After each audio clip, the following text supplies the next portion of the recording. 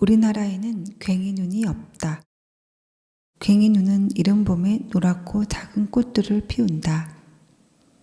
작은 꽃 여러 개를 모아 피워도 멀리서는 보이지 않으므로 꽃 주위의 잎들까지 노랗게 만들어서 커다란 꽃처럼 보이게 한다. 이들은 어두운 갈색 계곡에서 고양이의 눈처럼 노랗게 빛난다. 그런데 우리나라에는 괭이눈이 없다고들 한다. 분리학적으로 말하자면 괭이눈은 수술이 4개인데 비해서 우리나라에 사는 괭이눈들은 거의 수술이 8개다. 나 역시 수술이 4개인 괭이눈은 아직까지 본 일이 없다. 그러니까 괭이눈은 특정 식물의 이름이기는 하지만 우리나라에서는 무슨 괭이눈이라고 부르는 식물들의 집합 명사로 쓰이는 편이다. 우리나라의 표준 식물 목록에는 11가지나 되는 괭이눈이 있다. 이들의 면명과 설명들을 훑어보니 여간 공부에서는 알 것 같지도 않고 학자들마다 견해 차이가 많아서 그냥 괭이눈 정도로만 알기로 했다. 그런데 누가 보더라도 형태의 차이가 뚜렷한 애기 괭이눈이나 선 괭이눈, 노란색이 눈부신 금 괭이눈은 가끔 아는 척 하기는 한다. 괭이눈들이 씨앗을 퍼뜨리는 방법이 흥미롭다. 괭이눈들은 보통 4월에서 5월에 꽃을 피우고 5월에서 6월 무렵에 작은 술잔에 씨앗이 담겨있는 모양으로 결실을 한다. 그러다가 어느 날 비가 내리면 빗방울이 작은 술잔에 떨어져서 그 씨앗들이 튕겨나가는 희한한 방법으로 종자를 퍼뜨린다. 비가 오는 날에는 물줄기를 따라 씨앗을 멀리 보낼 수 있고 물기가 마르지 않은 땅에 정착할 가능성도 높을 듯하다. 괭이눈을 보노라면 묘심이라는 말이 생각난다.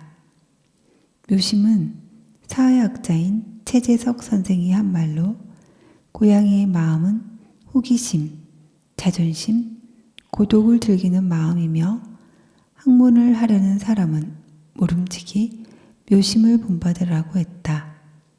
이런 묘심을 본받으려는 정성이 모자라니 나는 괭이눈인들 이름 하나 제대로 모른다.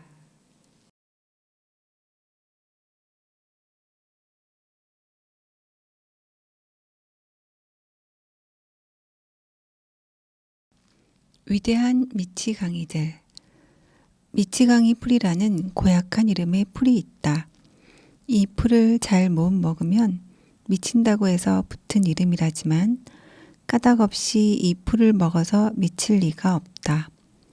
여러 자료를 찾아보았더니 그럴 만한 이유가 있었다.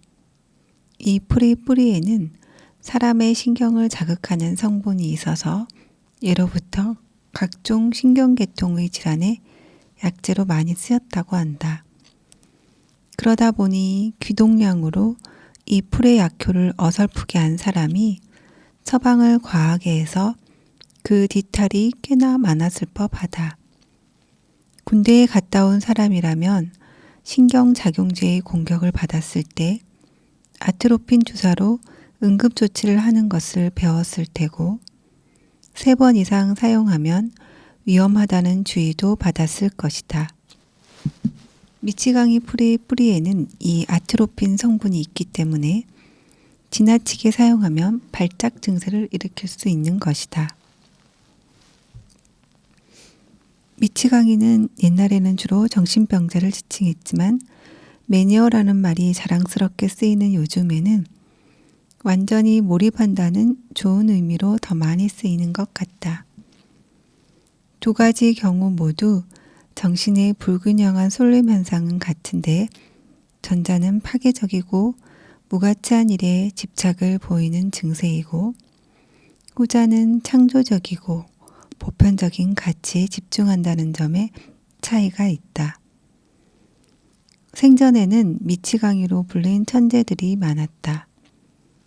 고우 같은 화가는 사후에라도 그 위대함을 평가받았지만 세상에서 가장 아름다운 성을 지은 루드비 2세는 지금도 여전히 미치광이 왕으로 회자되고 있다.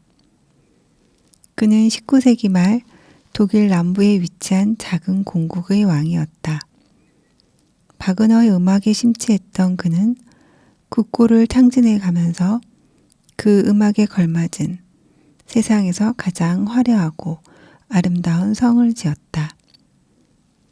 사람들은 그를 미쳤다고 했고 왕은 그것을 견디지 못했는지 어느 날 성 앞의 그림 같은 호수에서 죽음으로 발견되었다. 그러나 오늘날 그가 세운 백조의 성은 디즈니랜드의 모델이 되었고 수많은 동화의 무대가 되어 세계 어린이들의 꿈을 키워준다. 그리고 독일 최고의 관광 명소가 된 그 지방 주민들은 세계에서 끊임없이 찾아드는 관광객 덕에 풍요롭게 살고 있다. 이처럼 누군가가 제대로 미쳐야만 세계적 걸작이 탄생한다. 나도 들꽃에 제대로 미쳐보려고 이 풀을 뜯어먹어 보았지만 별 효과가 없는 듯하다.